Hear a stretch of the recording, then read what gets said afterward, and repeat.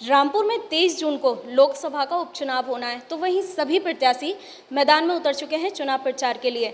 उसी को लेकर हमारे साथ मौजूद हैं कपिल देव कोरी जी, जो कि निर्दलीय प्रत्याशी के रूप में चुनाव लड़ रहे हैं और वह एक युवा प्रत्याशी है। सीधे उनसे बात कर लेते हैं। जी, बहुत बहुत स्वागत है आपका। शुक्रिया। तो आप चुनाव प्रचार कर रहे हैं, किस तरह से आपकी चुनाव प्रक्रिया चल रही है?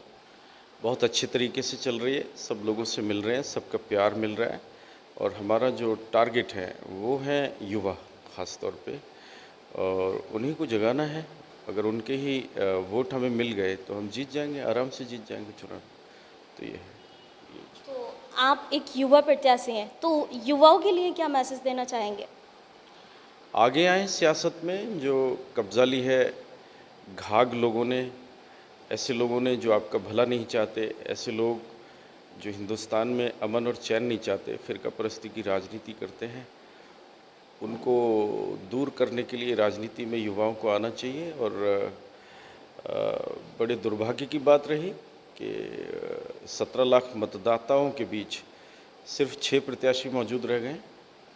तो अगर युवा चाहते तो और भी प्रत्याशी हो सकते थे, उनका समर्थन, उनको भी समर्थन मिलता कहीं ना कहीं। जी।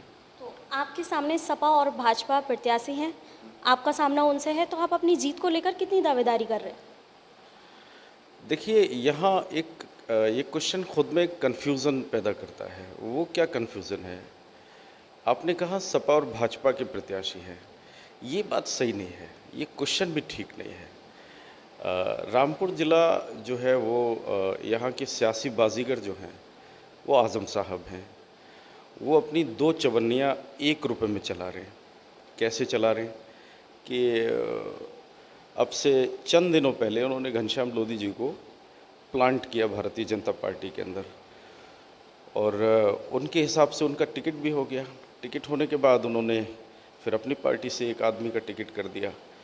तो ये जो है वो सारी पॉलिटिकल पार्टीज़ को आज़म साहब के लिए अपना गुरु मान लेना चाहिए कि वो जो हैं वो उन्हीं के दोनों प्रत्याशी हैं।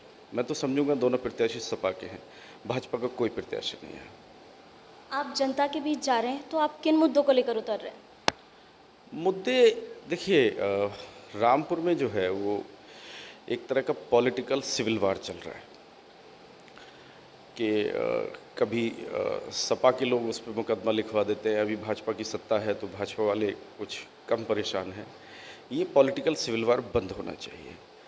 और जो जनता है वो खामखा पिस रही है, कोई डेवलपमेंट का काम नहीं हो रहा, कोई विकास नहीं हो रहा। पिछले 3 साल से जब से आज़म साहब एमपी रहे हैं, सारे काम ठप हो चुके हैं।